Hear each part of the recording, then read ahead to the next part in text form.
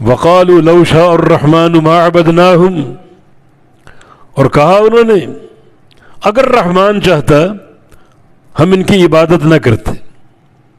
کن کی؟ جن کی کرتے ہیں. یہ بت ہیں، یہ مورتیاں ہیں، دیویاں ہیں. ہم ان کی عبادت کرتے ہیں. کیوں کرتے ہیں؟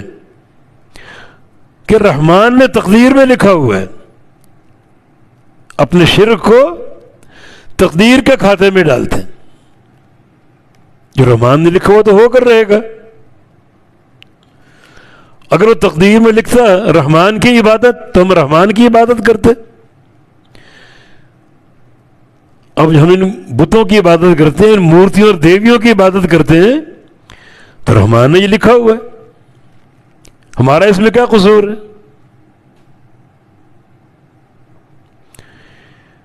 رحمان یہ چاہتے ہیں ہم ان کی عبادت کریں. حالانکہ انہیں معلوم نہیں ہے لکھا ہونا اور چیز ہے اور رحمان کا محبت اور رضا اور چیز ہے.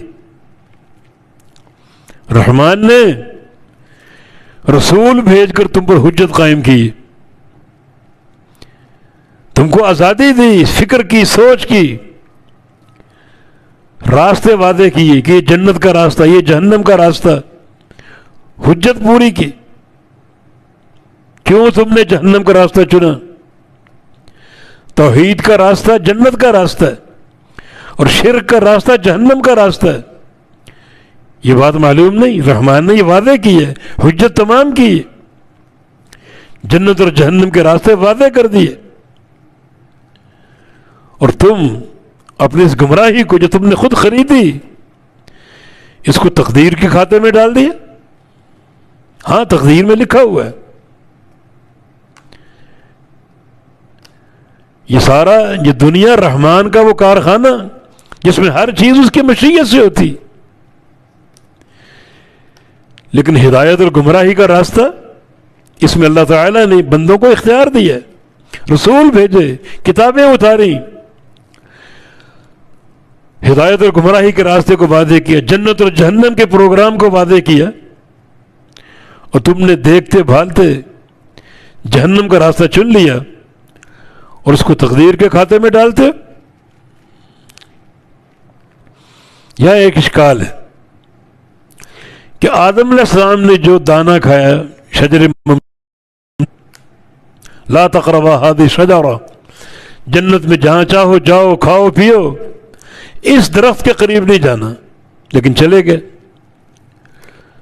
وہ دانہ کھا لیا، جنت سے نکال دیے گئے.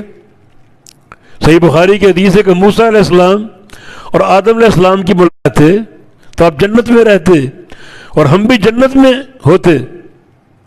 تو آدم علیہ السلام نے کیا کہا کہ موسیٰ اس بارہ میں کیوں جھگڑتے ہو جس میں اللہ تعالیٰ اپنی تقدیر میں فیصلہ کر چکا ہے، اللہ کا لکھا ہوا ہے، تم کیوں اس میں جھگڑتے ہو؟ تو آدم علیہ السلام نے بھی تو وہ جو نافرمانی ہوئی، دانہ کھا لیا، اس کو تقدیر کے کھاتے میں ڈالا.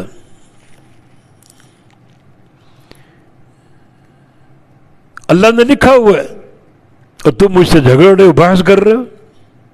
اور نبی علیہ السلام کا فرمان ہے فحج آدم موسیٰ، آدم کی حجت موسیٰ علیہ السلام پر غالب آ گئی.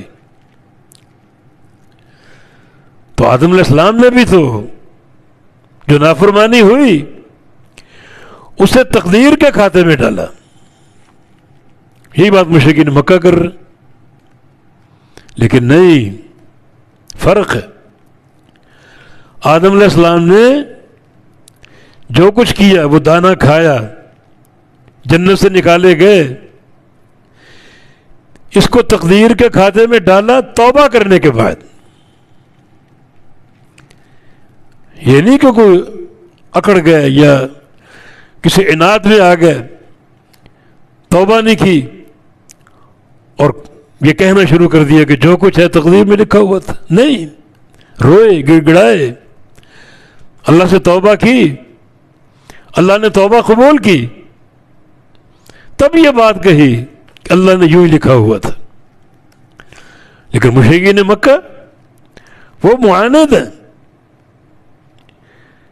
سینہ زوری کر رہے ہیں، اپنی گمراہی کو، اپنے شرک کو، اپنی معصیتوں کو تقدیر کے کھاتے میں ڈال رہے ہیں، توبہ کا احساس نہیں۔ تو دونوں چیزوں میں فرق ہے۔ آدم علیہ السلام نے اگر تقدیر کی بات کی تو توبہ کی بات کی۔ ایک بندہ اگر بے نماز ہو اور کہے کہ تقدیر میں ایسے لکھا ہوا ہے تو وہ مجرم ہے، اور ایک بندہ اگر بے نماز پر توبہ کر لے، نمازیں شروع کر دے، تو وہ کہہ سکتا ہے اتنا عرصہ میں نے نمازیں نہیں پڑھی، ایسا ہی لکھا ہوا تھا، اب اللہ نے مجھے توبہ کی توفیق دے دی اور میں نے نمازیں شروع کر دی۔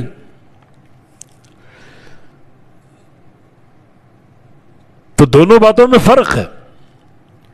مشرکین مکہ کا یہ کہنا یہ سراسر عناد، تکبر، انکار اور جحود۔ وقالوا، اور کہا انہوں نے، لو شاء الرحمن ما عبدناہم، اگر رحمان چاہتا ہم ان کی عبادت نہ کرتے، ان بتوں کی، لیکن ہم کرتے ہیں کیونکہ لکھا ہوا ایسے، گویا رحمان یہ چاہتا ہے۔ انہیں رحمان کی چاہت اور رضا کا فرق معلوم نہیں۔